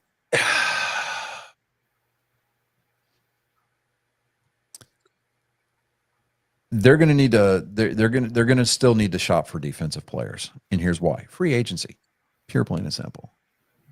You got guys that are going to be like, I understand what we've got coming in, but I want to see tangible results now because these players, because of free agency, they're like, all right, well, if I can get to a team where I can be guaranteed, I mean, they're going to go other places. Pure, plain and simple. They're going to go other places, so they're going to need to fill those holes because the next guy up's not as good. So they're going to have to do some good free agent, 2 or 3 free agents, and the next 3, maybe 4, very wise, very prudent free agency signings. But we're going to go ahead and conclude that part because we still have to do joke time. Mm-hmm. So we are coming up on 2 hours already. Yep. Yeah. Rising from the smoke and haze of desolation comes a Spartan. He is bent on wronging that which has been set right. It's the greatest genetic code ever to exist here for your ears and eyes to feast upon. Spartan Colin, I hope you're bringing the smoke tonight. Someone get me a joke. I kept trying to come up with the Taylor Swift joke for tonight, but they all sucked, like a lot. Really? No, okay. I thought it was funny. Wait, hold on. What did you say? I knew where he was going with it, and I just knew it was gonna fall flat. I said, I was gonna try to come up with a Taylor Swift joke for tonight, but they all sucked a lot. Oh, I mean, it's apropos. That did fall flat a little bit. I mean, have you seen her lack of an ass? I mean, she has got the curves of a 10-year-old boy. That's not good Oh, to say for damn. my next Oh, That's oh. not good to say for my next joke. Oh God. Jesus. Oh God, I'm already, I immediately regret that. What does Michael Jackson like to do in the holidays? God. Nothing. Damn He's it. dead. Kids. Oh, kid. Oh my God. Wow. That's- Okay. Yep. Oh. What else? You got? What? Say- oh man, I don't know.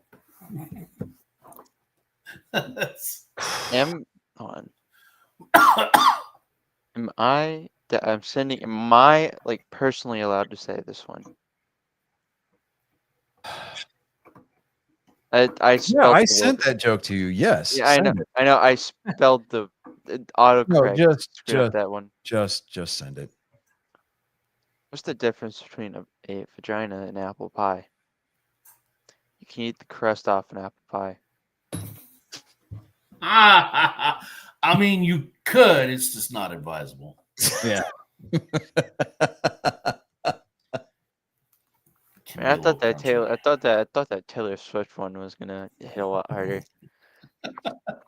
Oh, it hit, but 5 stories and it committed suicide. I mean, in its era, it was probably a banging joke. Yeah. Really, another Michael Jackson? Another Michael Jackson joke? Really? No, my Oh, phone. get this. I think today's our last day of No, you don't. that copyright strike. Really? Yeah, hold on. Let me Hey, there we go. Oh, no, it's in 3 days. So by this time, you know, but so Still. fear not, angry faithful. Next week, the fuckery will be real. Huh. we'll be back in full. The gloves Full will be stride. off, and the ill-advised strike against us will be a thing of the past. You know, Yeah. like a lot of things. But anyways, is that all you got? Damn, for that was a lot. I didn't realize we were still under it. I It had really forgotten nailed us. about that. You know, well, I mean, It's a long time. It's like 80 days or so. Or longer. I don't remember. Yeah, that was all I had. okay. Well, Slipping out through the fog of war, this Spartan continues the fight. Your souls have become collateral damage in the battle against the flood of moral supremacy. Leave your expectations at the door on your way out and marvel before the pillar of tactical prowess. Ladies and gentlemen, angry faithful of all ages, this has been Joke Time with Colin.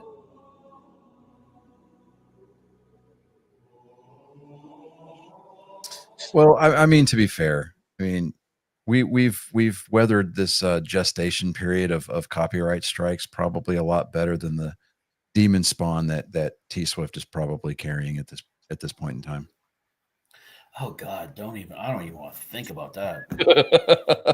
Can you imagine what kind of bestial antichrist is going to come crawling its way out of there? I mean, Good Lord. oh, That is stuff of nightmares there. there's a Facebook account, TikTok account that I follow now. It's like Chat GPT, but it's chat music. Oh God. Dude, I mean, look it up. I mean, that shit is hilarious. Like, I've seen some of those where they're like making like country songs and they'll give them a prompt or whatever. this is almost like operatic metal. Wow. Yeah, dude, it's great. It's absolutely great. Like, you know, I mean, it's very like they've got one where it's a black belt bodybuilder that, you know, he's got that skin disease or a skin condition where he's losing his melanin, right? Yeah. And he strikes one of those, you know, power poses, right? And his hands are white and his elbows are white. And I mean, some of the comments were like, you know, day one of not stealing, you know, police officer, you know, police officer tells him to put his hands up. Oh, wait, never mind. You know, it was like, oh my, never mind. That owns the channel, right? And it's like reacts to the chat. And the faces that this dude's making, right, are hilarious. I'm just like, oh damn. That's awesome. That's great. So if you get a chance, check it out. It's chat music, or here, let me pull it up here. I've seen some of those music. I've seen some of the music that is coming off a lot of those. Mm-hmm. Freaking hilarious. Have you seen the music by other artists, but it's like something stupid? No. Like I glued my balls to my ass again. Oh yes. Yeah, that's on Spotify. That one. Again. See here. Hold on. let me see here. Oh, this is the one here. Hold on. Let me see if I can get this to play. We're gonna pause that real quick. Let me share this screen here real quick. It's gonna be great.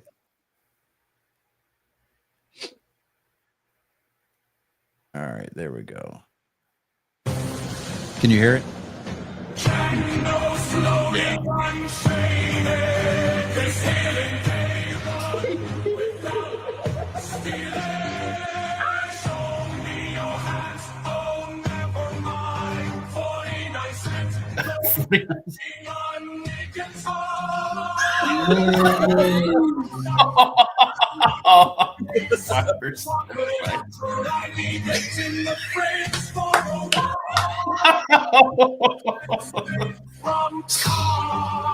My hands are clean, 3% unlocked. Those hands cannot be caught. This country round, grows losing and work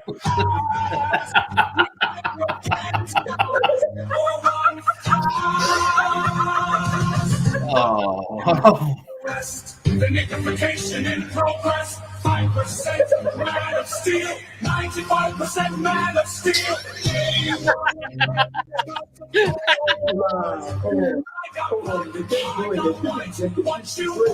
What you want. Now, I guess we're all going to hell, bro. Everyone in life is going to hell, bro. That's so wrong. So wrong. Yeah, that was hilarious. I get stuck on those reels, man. I'm just like, bro. Dude, like I said, the comments on stuff, man, it's hilarious. Yeah, I mean, absolutely. And there was one. Let me see if I can find like this girl's got like a big mouth. And she goes, oh, yeah. I've seen that. She can make it disappear. She can whisper in her own ear. There's one girl like her eyes look in different directions. Let me see here. Oh, let me see if I can find that video. Oh my god, that one was hilarious. I mean, they called her like Selena Gomez. Oh my god. Oh, it's great. Oh, I'm just like, oh my god. Like, I know the bus is leaving in the morning. I'm the one driving it. Oh, that's great. But anyway, so I don't know. We got anything else for the week, guys? No, that's about it. I don't think we have other than Friday doing our what the hell. Hey, Chris, are you going to be able to do the what the hell this Friday? We've been missing you. Yeah, I'm not sure. It's hard to find that far let's out. see here. This Friday, yeah. We'll figure out what the subject matter is going to be, I guess, or we'll just throw something at the wall and see if it sticks. I got a couple of stuff that we can go on. Yeah, I guess. Sorry. Yeah, never know. All right, guys. Well, all right.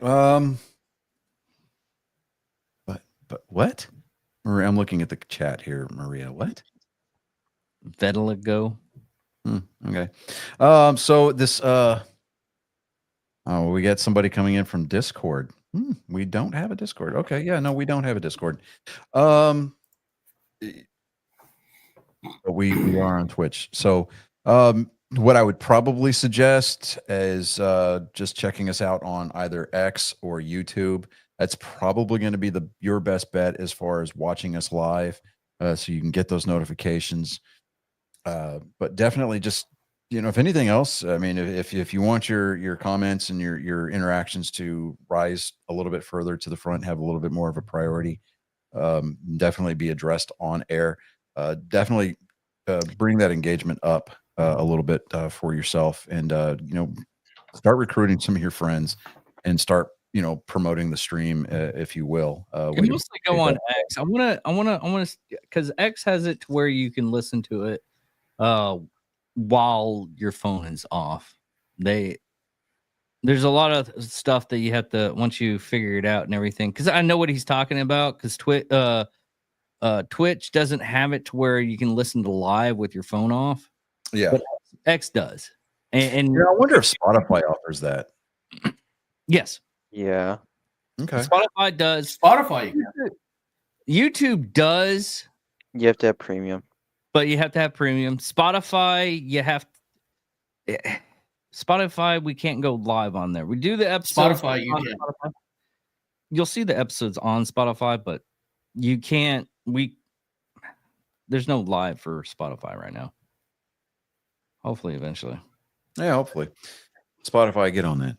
Come on, bitch. Anyways, with that being said, ladies and gentlemen, boys, girls, angry faithful of all ages, we thank you for tuning in to Nerd Sports episode 197.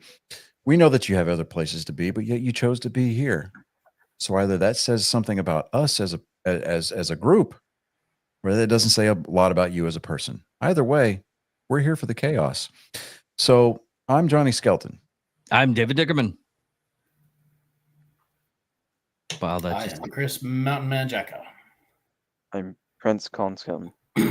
You've become privy. You've become indentured.